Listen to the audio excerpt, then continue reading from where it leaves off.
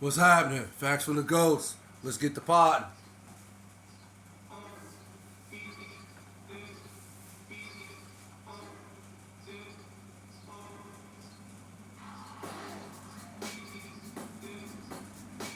How y'all doing?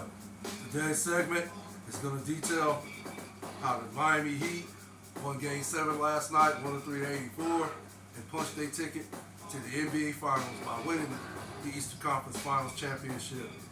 The game was rather, wouldn't say unusual, or to be more specific, that, or what's the word I'm trying to find? Let's just say that I didn't expect the Miami Heat to win in the fashion that they did last night, if that makes sense. I expected the game to go down the wire. And before I even did this segment, I did another one saying who the most pressure, who has the most pressure between the Miami Heat and the Boston Celtics going into Game 7, last night's Game 7. And yeah, like I said, I did a segment on that, and I didn't pick a team. I said, hey, I don't know who's going to win. I'm just going to wait. I can't wait for this game to start. I'm going to watch it, and I'm just going to enjoy it, and I hope it goes down to the wire. Okay. The game ended up being a blowout. And for me, I kind of expected Boston to come out the gate the way Miami did last night. That makes sense. Jason Tatum, now we have to keep this in mind, even though injuries are part of the game. Jason Tatum sprained his ankle, I believe, on the first play of the game, right? And yeah, did it affect him going forward? Of course it did. But again, injuries are part of the game. So you cannot say that, oh, this is why the Miami Heat won last night's game, right? You can't say that, because it'll sound like a cop out if it makes sense. It'll sound like you're trying to degrade Miami Heat's accomplishment last night.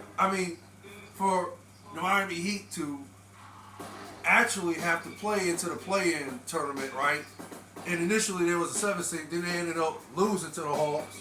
Then they fell to the 8 seed, and then they had to play Chicago to secure the 8 seed, right? Okay, which they did defeat Chicago. Now, the journey started from the first round in which they defeated the Milwaukee Bucks 4-1, right? No, I'm sorry. Was it 4 games? No. No, not 4 games. I'm sorry. Did they beat? No, I think it was 5-1. No, I'm sorry. I can't really think. My brain's a little Swiss cheese again. No, I think it was. I think they won the series 4-1. Yeah, I'm sorry. They won the series 4-1. Yeah. Oh boy, my brain Swiss cheese this morning. Well, actually, this afternoon. Yeah. Hey, disregard my way of thinking today. It's I'm kind of excited. My emotions a little all over the place because, again, I didn't pick a team. I didn't pick nobody. I just went with it just to see, who wins the game, and I was going to do today's segment on it. So, yeah, again, for Miami Heat, in which they defeated the Milwaukee Bucks first round, 4-1. Then they defeated the Knicks 4-2, and now they have defeated the Boston Celtics 4-3 in order to win the Eastern Conference Championship and then advance to this year's NBA Finals. Okay, so all this is fact, right? Right. Now, this particular series, keep in mind, Miami got out the gate 3-0.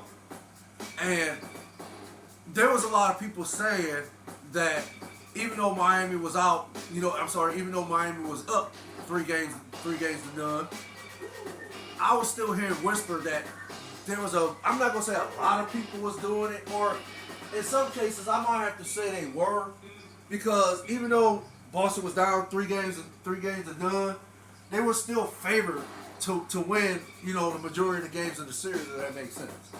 So I guess, I don't know. I guess people were, blinded by the moment or something like that, or got caught up with the hype of the Boston Celtics having this high power, explosive offensive players, great offensive players like one particular Jason Tatum, who is a superstar in his league. We can't take nothing away from him. I mean, yeah, Jason Tatum is that dude. We know that. But yeah, even though they were down 3 games to 0, the Boston Celtics, there were still a lot of people not picking the Heat to win the series. And it looked at it, and I'm not gonna lie, it looked as if Boston was going to actually win the series, right? Because they got the first game. Well, actually, they got the second game in Miami, right? So that put them down 3 games to 1. Then they ended up going home, and I think they blew out blew out Miami. Then they ended up, now the series is 3-2, Miami's lead. So Miami comes home, and throughout that game, Boston was leading all the way up until the last few seconds in the fourth quarter, right?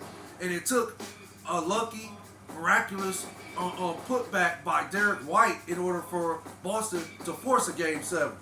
So, all this, and then again, here go the hype saying Boston is going to win Game 7 and make history, right?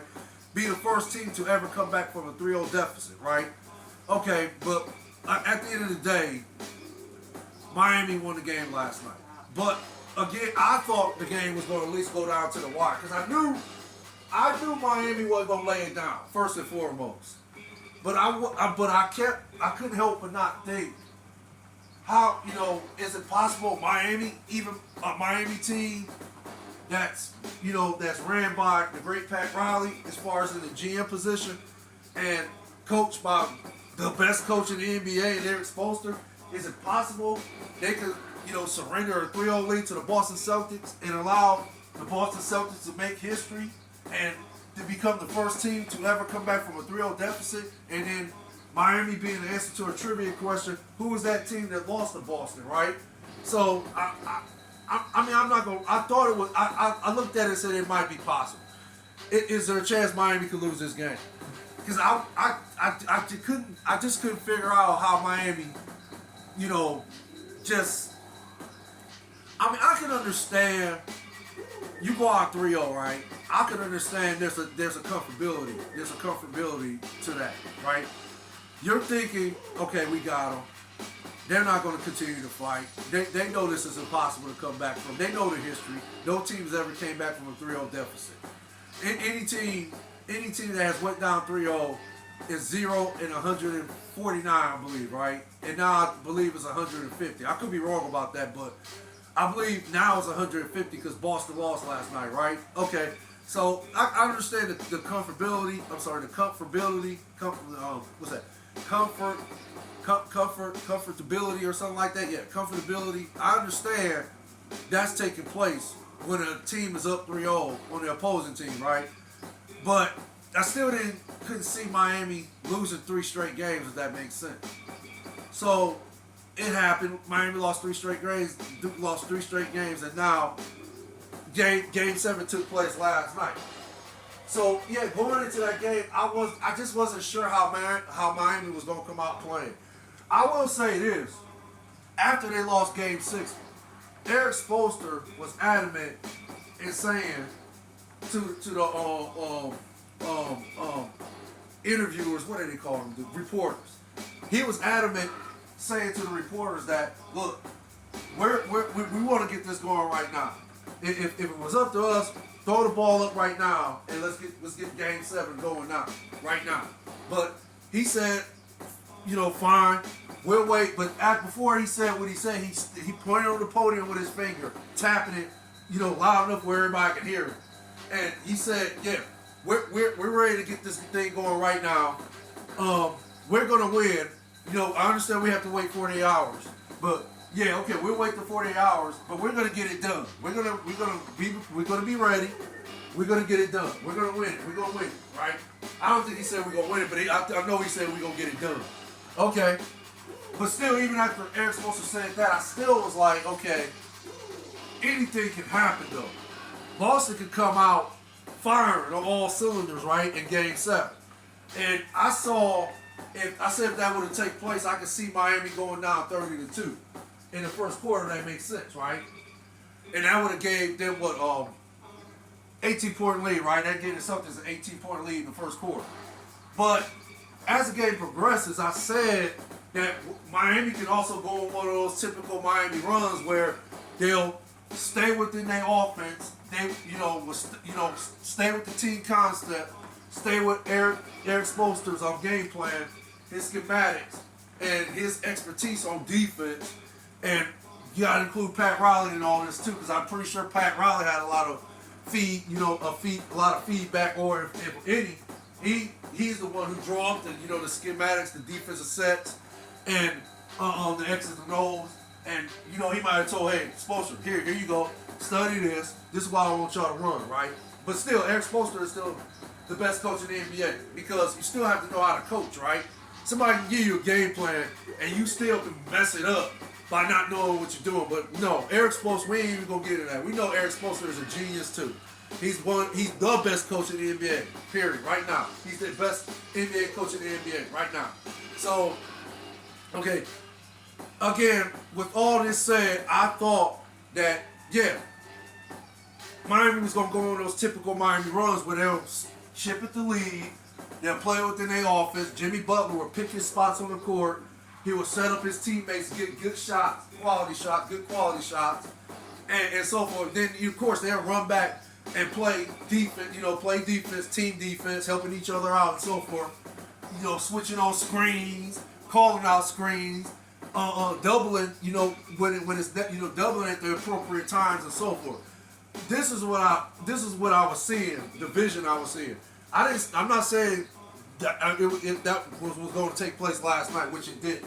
But that was the vision I was seeing before Game 7 took place. So I saw a scenario like that where Miami was going to fight throughout the game and then end up taking maybe a 2 or 3 point lead with let's say 30 seconds on the game clock. And I thought that's when we gonna find out what Boston was really made of. If Boston was gonna either tie the game or win it somehow. Say they foul Miami. You know how it goes. They foul Miami, a guy miss a free throw or two, and then they get the ball back, and then they be down 1. Then all of a sudden, either Tatum, Jaylen Brown, or Derek White, or Al Hope, one of them guys, any of them guys will hit a 3 and win the game, right? Or hit a 2-point basket and win the game, right? Or a 3. However the scenario, people know how this works in the fourth quarter. Like I said, you know when your team is down 2 or 3 points. Okay, I like to think, yeah, if it's like 30 seconds on the clock, you want to get a quick score, to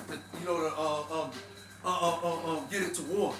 And then you try to foul the worst free throw shooter on the other team, and then, okay, boom, you know how it goes. I'm pretty sure most people know basketball know how that works. So, okay, but what I didn't expect was Miami to come out the gate the way they did last night. And then, I would say it like this. I was kind of surprised Boston didn't really, they fought, but I was kind of surprised Boston didn't really, play with that sense of